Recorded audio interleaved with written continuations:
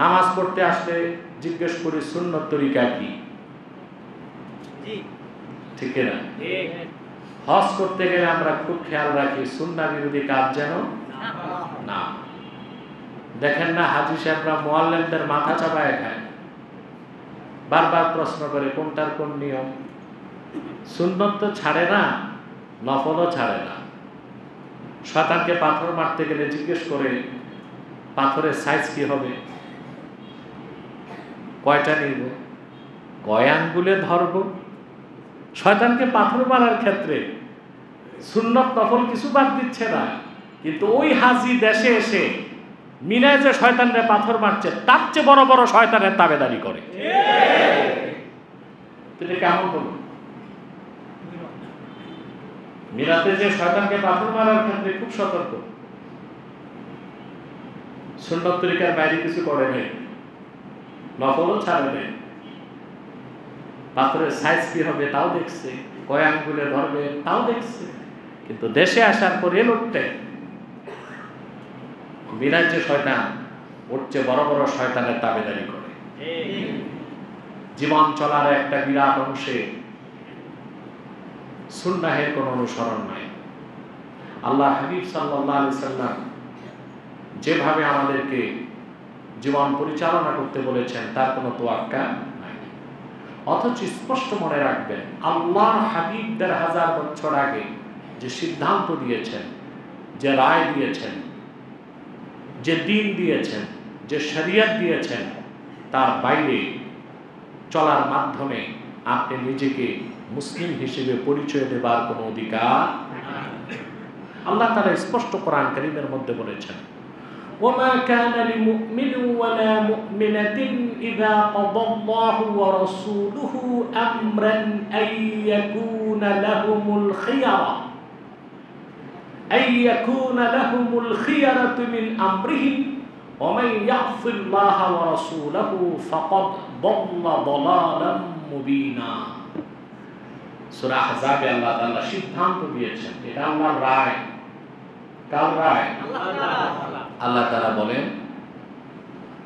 কোন মুমিন, কোন মুমিনা, কোন মুসলিম নর কিংবা নারীর কোন অধিকার নাই যে আল্লাহ ও তার রাসূল আল্লাহর হাবিব মুহাম্মদ সাল্লাল্লাহু আলাইহি সাল্লাম কোন সিদ্ধান্ত দিয়েছেন, সেই সিদ্ধান্তকে পাশ কেটে তারা নিজেদের মন মস্তিষ্ক প্রসূত কোন সিদ্ধান্তের তাবেদারি করবে, এই অধিকার কোন মুসলমান নর কিংবা নারীর না।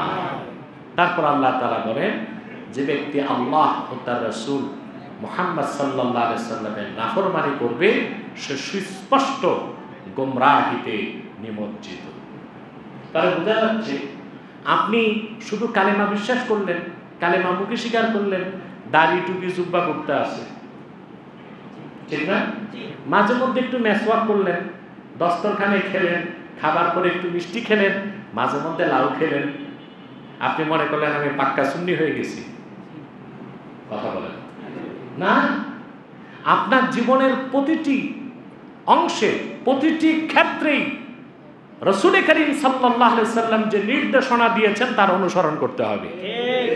এর বাইরে যে আপনি কোনো অন্য কারো তন্ত্র মন্ত্র মতবাদ, অন্য কোনো ইজমকে যদি গ্রহণ করেন, আল্লাহ তাআলা সিদ্ধান্ত দিয়েছেন আপনি আল্লাহর সংজ্ঞা অনুযায়ী মুমিন হতে পারবেন না। এখান থেকেই বোঝা যায় যে জীবনের সকল ক্ষেত্রে আল্লাহ রাসূলের আনুগত্যের গুরুত্ব কত বেশি আল্লাহ তাআলা রেখেছেন, বলেন সুবহানাল্লাহ। আমি আপনাদেরকে চূড়ান্ত একটা কথা শোনাচ্ছি।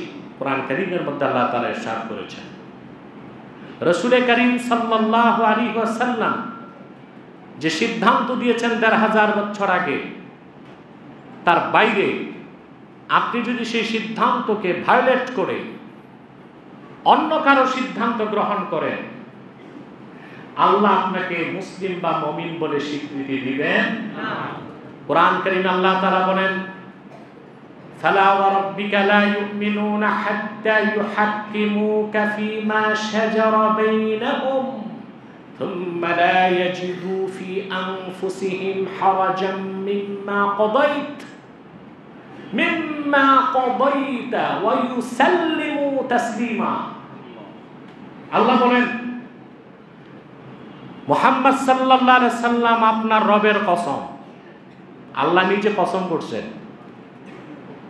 লা ইউমিনুন, তারা মুমিন হতে পারবে না, মুসলিম হতে পারবে না, হাত্তা ইউহাক্কিমুকা ফীমা শাজারা বাইনাহুম, আই হাত্তা ইউহাক্কিমুকা ফীমা ইখতালাতা বাইনাহুম,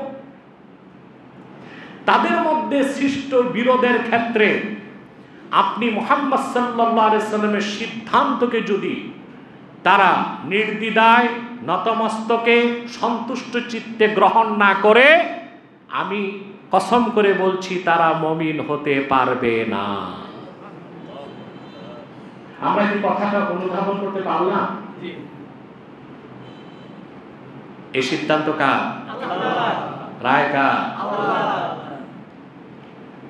আল্লাহর হাবিব মুহাম্মদ সাল্লাল্লাহু আলাইহি ওয়াসাল্লাম ১৫০০ বছর আগে যে পূর্ণাঙ্গ শরীয়ত আমাদেরকে দিয়েছেন, ওই শরীয়তের সিদ্ধান্তকে আপনি যদি গ্রহণ না করেন, অস্বীকার করেন, আল্লাহ ফতোয়া দিয়েছেন, এই ফতোয়াটা পৃথিবীর কোনো মানুষের না, আল্লাহর ফতোয়া, ততক্ষণ পর্যন্ত মানুষ মুমিন হতে পারবে না।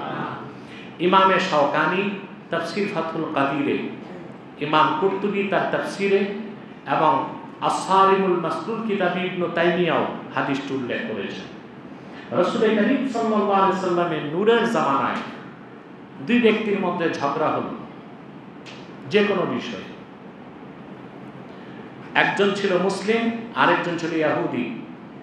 দুজন এসে আল্লাহর হাবিবের কাছে বিচারের প্রার্থনা করলো। আল্লাহর হাবিব সাল্লাল্লাহু আলাইহি সাল্লাম উপযুক্ত সাক্ষী প্রমাণ গ্রহণ করে রায় দিলেন। রায় পেয়ে গেল ইহুদি। রায় পেল কে? ইহুদি। এরই তো নাম আইনের শাসন। এটা তার কি? আমরা শুধু গণতন্ত্রের স্লোগান দিই আর বলি আইনের শাসন। কোরআন সুন্নাহ বাদ দিলে কোনো আইন নাই, আইনের শাসনও নাই, যা আছে সব ধোঁকাবাজি আর প্রতারণা।